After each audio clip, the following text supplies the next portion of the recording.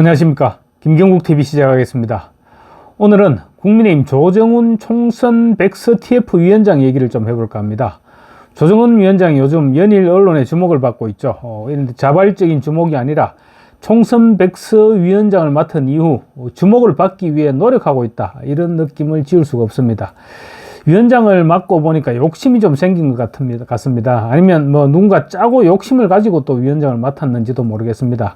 어쨌든 간에 지금 언감생심 당대표에 대한 욕심을 내고 있는 것 같습니다. 대표는 고사하고 지금 백서특위위원장에서조차 쫓겨나갈 그런 형국입니다. 총선 백서라는 게 총선 과정을 분석하고 다음에는 같은 실수를 반복하지 말자, 그런 의미에서 작성하는 것이죠. 애초부터 책임론을 따지기 위해서 작성하는 백서가 아닙니다.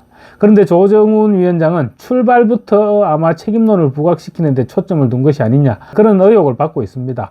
특히 고약한 것은 백서위원장직을 자신의 정치적 업그레이드 기회로 삼겠다, 이런 의도를 감추지 않고 있는 것입니다. 조정훈의 행보를 지금 가만히 보면 한동훈 전 위원장의 책임론을 어떻게든 부각시키고 싶어 하는 그런 눈치입니다. 어떤 식으로든 한동훈 전 위원장의 책임을 백서에 명시를 하겠다, 그런 의도를 감추지 않고 있습니다. 백서를 만들기 위한 설문 문항부터 한동훈의 메시지와 선거 유세가 도움이 되었느냐, 이런 항목이 포함되어 있습니다. 그것은 한동훈의 책임론으로 몰아가겠다, 이런 의지를 보인 부분이죠. 또 일부 백서위원은 책임자 리스트를 만들어야 된다, 책임자 리스트를 백서 마지막 부분에 첨부해야 된다, 이렇게까지 주장했습니다. 그 정도로 지금 백서 TF 자체가 한동훈 적에게 공을 들인다, 이런 냄새를 풍기고 있는 것이죠. 그러던 와중에 조정훈 위원장이 대구까지 내려가서 한동훈 저격수인 홍준표 대구시장을 만났습니다. 백서위원장이 할 일이 얼마나 많은데 지금 총선 과정에서 아무런 역할도 하지 않고 한동훈만 물고 늘어진 홍준표 시장을 지금 만나서 많이 배웠다, 이런 거를 SNS에 올렸죠. 누가 봐도 한동훈 저격용이라고 하지 않을 수 없는 것입니다. 홍준표 시장은 총선 과정은 물론이고 총선이 끝나자마자 한동훈을 저격하기 시작했죠. 배신자니 문재인의 사냥개니 애니 셀카놀이니 온갖 말 용어들을 꺼내가면서 하루도 빠짐없이 한동훈을 저격했습니다. 또 어저께도 총선을 말아먹으네, 문재인의 사냥개가 되어 우리를 지옥으로 몰고 가네, 이렇게 저격했었죠. 백서위원장이란 사람이 그런 홍준표를 먼저 찾아간 것을 지금 어떻게 받아들이겠습니까? 의도가 너무나 뻔하게 드러나지 않습니까? 결국 조정훈 위원장 어제는 속내를 드러냈습니다. 총선 패배에 한동훈이 책임이 있다, 대통령도 책임이 있다, 목에 칼이 들어오더라도 책임이 있는 것은 있는 것이다, 이렇게 라디오 인터뷰에서 얘기했습니다. 한동훈 책임론을 공개적으로 언급한 것이죠. 백서발간 위원장이라는 사람이 이미 결론을 내려놓고 백서 작업을 하고 있다, 그런 인상을 풍기고 있는 것입니다. 위원장은 당연히 중립적인 입장에서 출발해야 됩니다. 그런데 지금 위원장이라는 사람이 책임론부터 얘기하고 있는 것입니다. 뿐만 아닙니다. 본인의 전당대회 출마 의사까지 밝히고 있습니다. 조 위원장 18일 CBS 라디오 김인정의 뉴스쇼에서 한동훈 전 위원장은 총선 패배에 책임이 있다, 그걸 어떻게 부정하나라고 말했습니다. 사회자가 조 의원이 친윤계 당대표로 나오기 위해서 한 전 위원장과 대립각을 세우는 게 아니냐는 시선이 있다, 이렇게 질문을 했습니다. 그러자 제가 벌써 당대표급으로 올라갔나? 전 신입사원이라고 생각해서 이 당에 기여해야겠다, 그래서 지금 이것저것 하고 있고 어리버리해서 아직 당직은 어떻게 돌아가는지 질문하고 있다, 이렇게 얘기했습니다.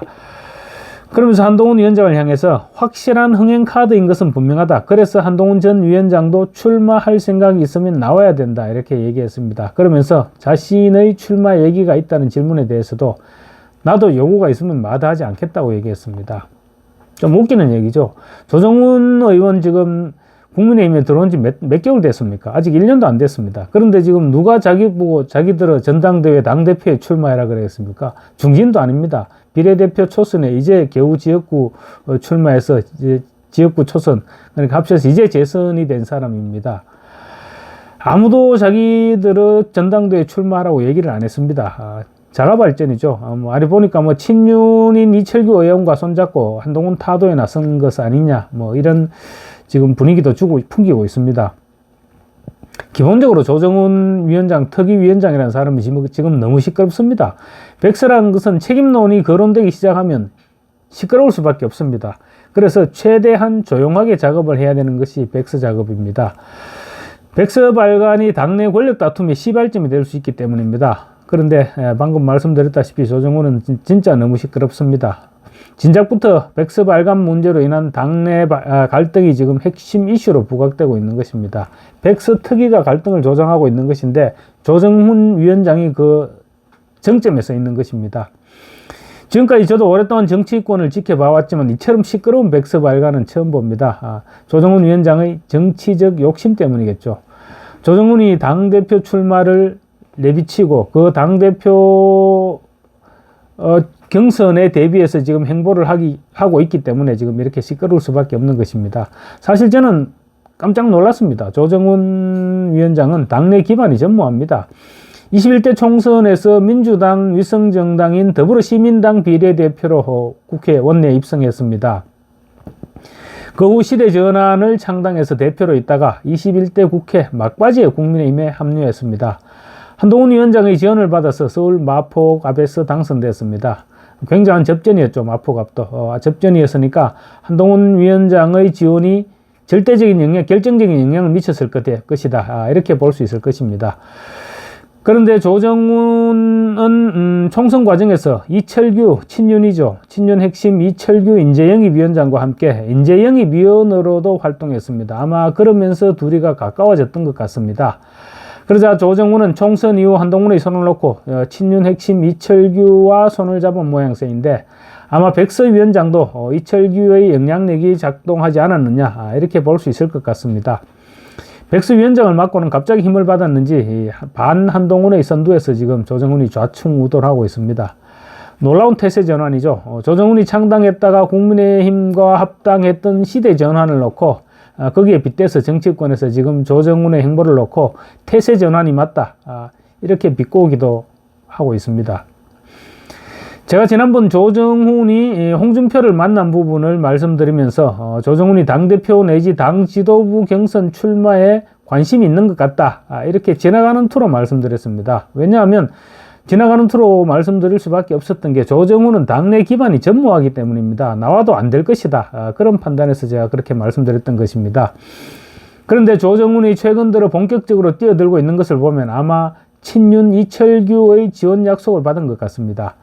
그래서 지금 정신 못 차리고 좌충우돌하고 있는 것으로 보이는데 이철규가 아니 친윤이 전체가 한 덩어리가 되어서 밀어준다고 해도 조정훈이 전당대회에서 당대표에 오를 가능성은 제로입니다. 지난번 전당대회에서는 김기현 의원이 바닥에서 출발해서 김장연대 그러니까 김기현 장제원 두 사람이 손을 잡고 대표직을 거머쥘 수 있었습니다. 근데 그 경우는 조정훈과는 완전히 다른 경우죠. 김기현은 그래도 명색이 4선 의원의 울산시장까지 지낸 국민의힘 중진이었습니다. 그런데 조정훈은 당의 기반이라고는 없는 그리고 또 당에 무슨 기여를 했는지조차 아무도 모르는 사실상 기여한 것도 없죠. 그런 뿌리가 무엇인지도 모르는 아직까지는 이방인일 뿐입니다. 한마디로 하면 친윤계를 뒷배로 삼아서 자기 정치를 하겠다 이런 얘기인데 그 국민의힘 당원들에게 절대 먹혀들 수 있는 그런 캐릭터가 아닙니다. 이제 백서발간 위원장 자격으로 전국을 돌면서 위원장들을 만나서 총선 패배와 관련한 의견을 묻겠다고 합니다. 위원장직을 전당대회의 사전선거운동에 활용하겠다 이런 의지를 분명하고 있는 것이죠. 조정훈이 그런다고 될 일은 아닙니다. 그렇지만 기본 룰이란 게 있는 것입니다. 자기가 심판을 보면서 후반전부터는 선수로 뛰겠다 지금 그런 내용인 것이죠. 그럴 생각 같으면 위원장직을 사퇴하든가 아니면 전당대회 불출마를 선언하고 위원장직을 계속 맡아야 되겠죠. 이런 위원장이 만드는 백서가 무슨 의미가 있겠습니까? 이미 백서의 신뢰는 상실됐고 공정성 담보할 수 없는 상황이 되어버렸습니다. 그래서 지금 백서위원장을 맡고 있는 조정훈 의원에 대해서 사퇴 요구가 빗발치고 있는 것입니다.